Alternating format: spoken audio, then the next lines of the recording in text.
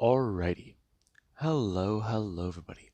This is Kirusho here, and now, before we do start, let's give a brief little review. To those of you who don't know what Scarlet Rot is, it's from Elden Ring. It comes from a character called Melania, and if you guys have not played Elden Ring, she is a tough bitch to beat. I'll tell you that. Now, with that being said, Scarlet Rot is a fungal-based ability, if I have it correct, because decomposition and I think it's fungal based. Anyways, now, the ability is quite simple. Scarlet Rot, it can break away at people's minds and physical bodies. And it's actually a very villainous style quirk, the way I plan to make it work. Now, Scarlet Rot, it can rot away your body physically and mentally. That does say quite a bit. The more you're exposed to it, the more it chips away at your own sanity and body. And with that being said, we'll start with Izumi Midoriya. The day Izumi Midoriya was born was quite something. It should have been. However, she was born with red hair. Her father, he was surprised, and her mother was also quite surprised. However, her mother, something went wrong, and she got very sick following her daughter's birth. Yes, Izumi Midoriya, she seemed normal at the time, but as years started to go by, doctors started to notice a few things. I mean, they believe that she may have been born with her quirk, because at the age of 4 years old, they started noticing her abilities were a lot more harder to control, uncontrollable. I mean, her abilities, they seemed weird, and many people didn't really know what to think of them. Some people have been affected by them whenever she was younger, and others, they were actually quite scared of her. However, many could not deny what her abilities could do. Her abilities could make her a very good villain, and she aspires to be a hero. But many people don't believe that she can really do that. People think that if she does become a hero, her abilities will wreak havoc on pros. It will do way more damage than good. And people, they've always tried to remind Izumi about this. But she's tried to stay strong. She's tried to stand tall and tried to make sure she won't be a villain. And many people, they've seen her resolve. Many people, though, they think she's just being high and mighty. They don't understand that she's just a scared little girl. She's a girl who's scared that her abilities, they hurt people around her. She has to wear gloves and she can't make physical contact. Otherwise, her abilities, they can activate. And many people, they do at least know that Izumi, she is a very beautiful girl. Whenever it does come to her classroom, some people are actually a bit more jealous. Deadly and beautiful. Quite a unique combination. And someone, they actually were quite jealous of Izumi. They were born without abilities, and that girl was born a villain. They were born normal. Well, people see her as mysterious. People see her as something different. Some people talk about her, yeah, and that sort of does annoy her. So, she has an idea. People know that she could become a villain. And if Izumi is going to become a villain one day, then why doesn't she just become a hero? Why doesn't she just take down that villain and make sure things they're good? And we do currently have Izumi, who right now she does sit there after class. Her going to somewhat pack up a few things, and she does go to do this. And right now, someone does come walking up. They talk to Izumi, and Izumi is actually a bit more surprised. Hey Izumi, can I talk to you? Oh, sorry, you startled me. Um, no, I have to go home. Are you sure? You're not free to hang out after school? Huh? Hang out? No, I'm sorry. Are you sure? Yes, I'm sorry. It's just I have to go. There's a lot of things happening right now and I'm kind of worried about it. We're gonna stand. And I'm gonna turn her off. And the girl's a bit more annoyed. She tries to do that every single day. And Azumi, yeah. Eventually she'll start to hang out with this girl. And the girl wants to at least try and learn a bit more. Maybe figure out how her abilities work before she enacts a plan. And other girls in her class, they actually do somewhat get a bit more on board when she starts to talk about it. I mean, whenever she tells them what Izumi's abilities can really do, they thought they were just physical. But fuck, they are mental too. And then there's also the fact that she can control rot. That just makes it worse. She's this angel of death. And that does show quite a bit. And there actually was the day that Izumi, she had her abilities plastered all over the school in writing. Izumi Midoriya is a Scarlet Princess. She is the Queen of Death. And people, they didn't understand that. Some people, they immediately saw her as a villain. Others thought this was just flat out rude. And some people, they actually rallied behind that idea. And Izumi, she was put into an isolation. People, they barred her from everything. And she really only had class. Now, this did someone annoy Izumi. She tried to confront the girl who she knew must have done this. The one she trusted and thought she was her friend. And that girl, yeah. Whenever Izumi tried to confront her during lunch, the girl tried to talk to her. She was very timid, very shy. She was very evasive. But then again, that's just what happens whenever you confront a bully. All bite, well, all bark, but no bite. Especially whenever they have to confront the problem directly. Now, Izumi was mad, and everybody at the table could feel it. There was that look in her eyes, that look on her face, a look that could kill. And some of the girls there, they were actually a bit more afraid. If she used her quirk right now, she'd kill them. But she'd prove them right. She is just a villain. And Izumi, she did one simple thing. She allowed her abilities to somewhat go off of the leash. And she affected all these people here mentally. And that messed them up a bit. Izumi, she was somewhat taken out of school for a second. And while police, they were involved, it was concluded that this girl, she perpetrated everything. And the police, they got a few incidents written up. Izumi will have a strike on her record, but this is nothing serious. I mean, a few weeks of recovery and a little bit of therapy, maybe, and they'll be okay. And Izumi, she doesn't need to be put into counseling because of her reckless, quirky uses. And that is currently where she is sit. And the counselor, they're trying to talk to Izumi. They want to know more. More about her particular gifts. And Izumi, she doesn't like it. She talks about it with the counselor. They're not gifts. All of her life, people have been like this. People don't seem to understand her abilities. She can't control them, and she doesn't mean to do certain things. It's just, it happens every now and again. Her walking around, I mean, the smell in the air, people, they don't seem to understand. She can't control this quirk. And the counselor, they're a bit more afraid of that. They thought Izumi, she went reckless on purpose, but it may have been by accident. I mean, they're not exactly too sure. And Izumi, she kept on talking. She did express guilt for her actions, but you could tell she took pride in what she did. She stood up to her bully. And that was a good thing. But she has to look at the circumstances.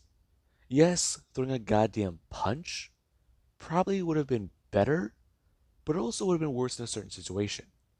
Because she's lashing out, and now she's actually causing a lot more harm, physically. And while mental harm is, well, harder to calculate, physical harm is easier to.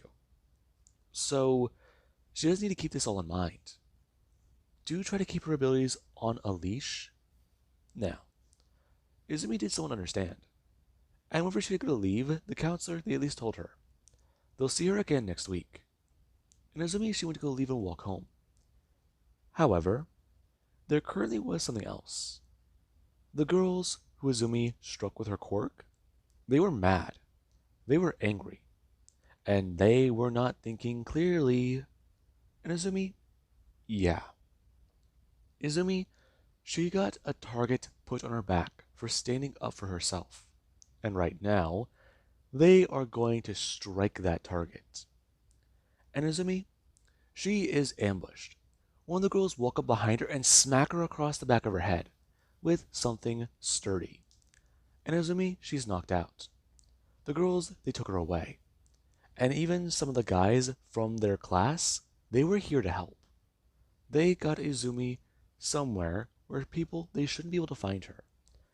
Ever she started to at least try and express more about her quirk when she woke up. Everybody, they were kind of already set in what they were going to do. Izumi was tied to a chair, and everyone, they were somewhat talking about it.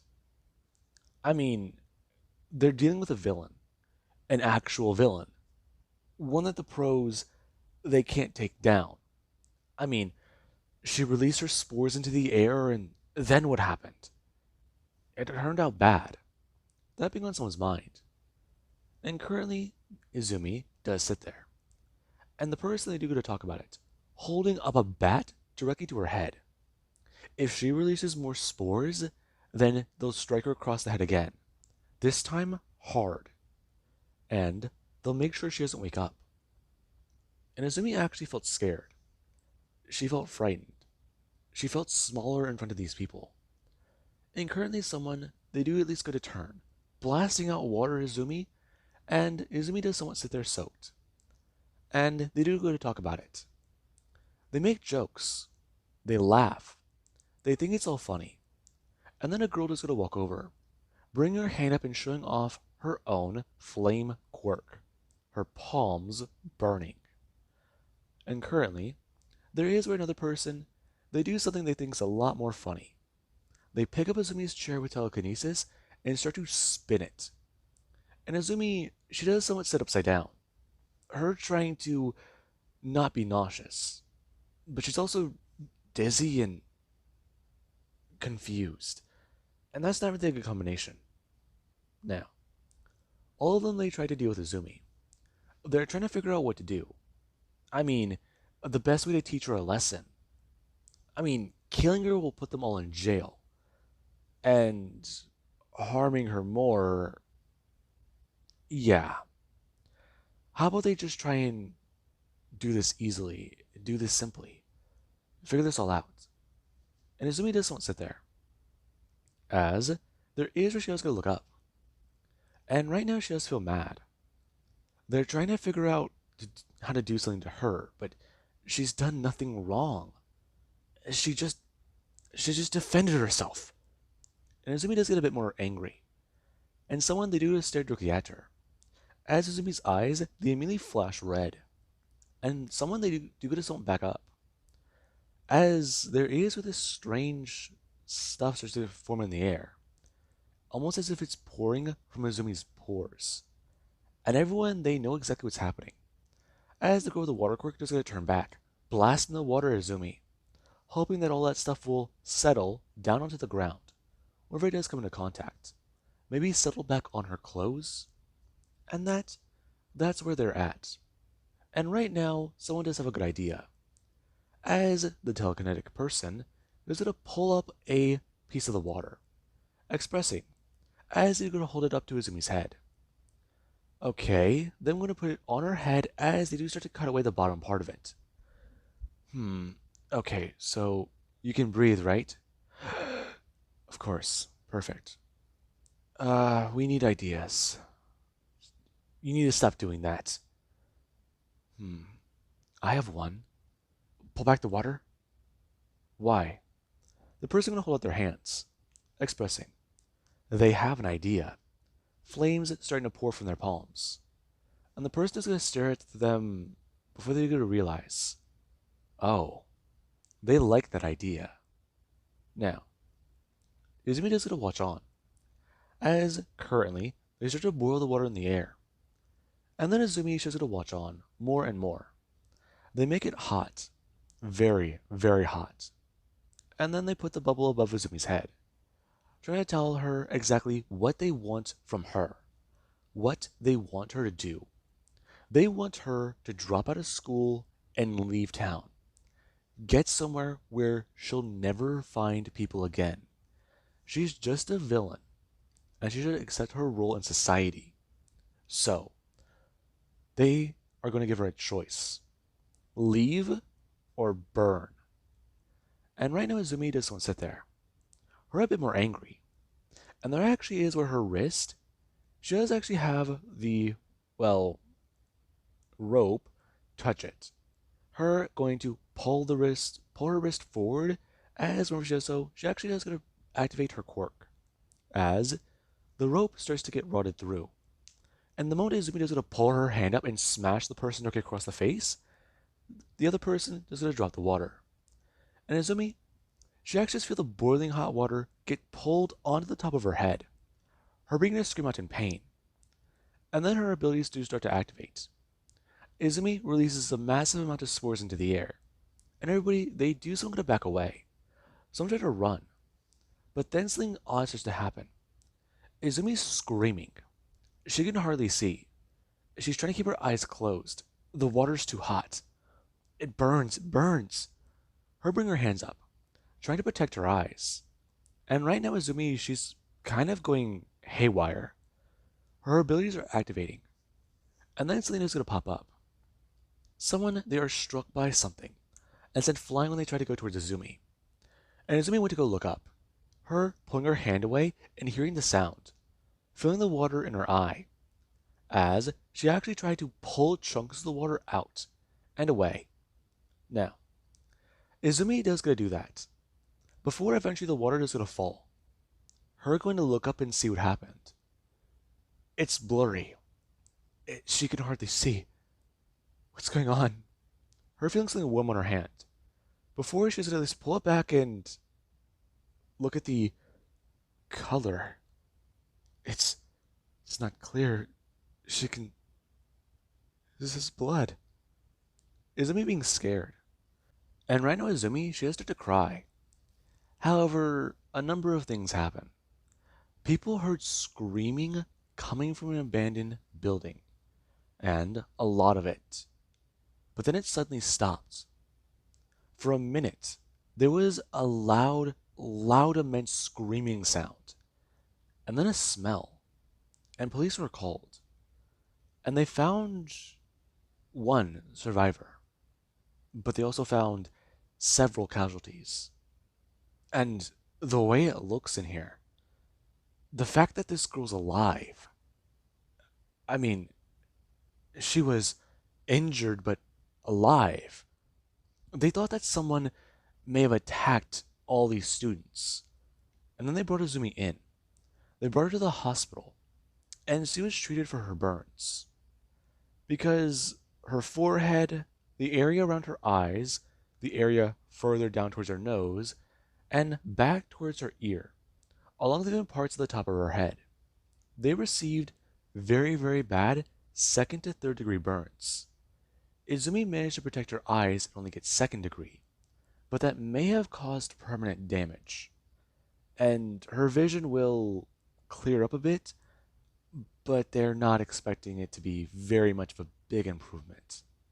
Now, Izumi, she gave her story, and it was a bit more horrifying than the police expected. And even the school, they brought up previous incidents. Izumi talked about it. Those people who were in there weren't her friends. They were her bullies. And they harmed her this way. They tied her to a chair and kidnapped her. I mean, she didn't come home and the police were already looking for her. And then they did this to her. Her currently sitting there. And she feels mad. And police, they're having trouble classifying what this is. Because inside that building, it looked like a massacre. But it was self-defense? I mean, yes, they looked up the quirks those kids had on file. And 3 of them, they were used in this incident. But the other 6? Or, not the other 6. The other 4, 3? That's where it gets confusing. They didn't use their abilities, but they were there. And it was quite clear that this was an intimidation tactic. No, this was something gone too far. And those children, they pay with it for their lives. And while Azumi people think she may need to go to prison, others are more sympathetic towards her. She wasn't the perpetrator, she was the victim. And people are trying to use her quirk to say she's the villain. And Azumi, that was one of the things she thought about. She heard the news talk about her. People demonized her. And others, they supported her. And Azumi, she started to understand a few things. Weeks started to go by. And one thing stuck in her mind. Society will forever see her as a villain. Even if she goes to UA. Even if she tries to become a hero. And that might just be her role to play. Maybe they were right. Now, with that being said, I do hope you guys enjoyed. And this origin story for the Scarlet Rot Deku, or the female Scarlet Rot Deku, I feel actually is a bit more interesting because it is a perfect way to set her up. Now, that being said, I do hope you guys enjoyed.